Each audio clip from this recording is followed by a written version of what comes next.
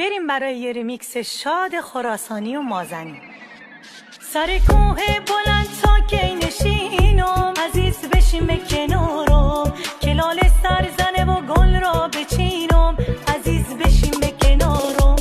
گل سرخ و سفید در هم تنیده، عزیز بشین به کنارم، نمیدونم کدوم گل را بچینم، عزیز بشین به کنارم. آی عزیز بشین به کنارم، ز عشقت بیقرارم، چون تو طاقت ندارم، حالا مرا از کنارم، حالا مرا از کنارم. به خدا